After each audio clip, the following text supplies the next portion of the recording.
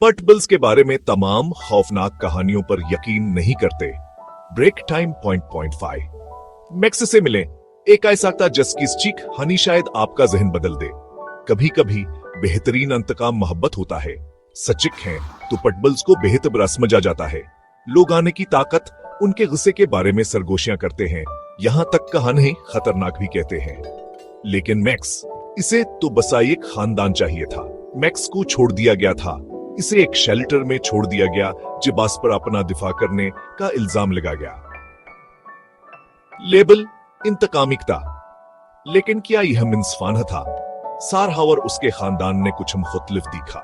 उन्होंने एक खौफजदा हरवह दिखी।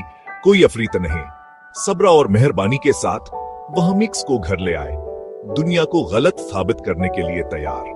दिन ब दिन मैक्स बदल गया। उसने खेलना सीखा, गले लगना सीखा, प्यार करना सीखा और बदले में प्यार पाना भी सीखा। इंतकामी पटबल अपने नए खानदान का वफादार मुहाफिज बन गया। असल इंतकाम ये गुस्सा या खौफ नहीं था, ये साबित करना था कि कोई भी किताबरा पैदा नहीं होता। मैक्स की कहानी एक याद दहानी है। हमदर्दी के साथ सबसे ज्यादा गलत समझे जाने वाले दिल भी ठीक हो सकते हैं। तो अगली बार जब आप किसी पटबल के बारे में कोई खौफनाक कहानी सुने तो मैक्स को याद रखें। कभी कभी सच्चाई बस एक मौका का इंतजार कर रही होती है।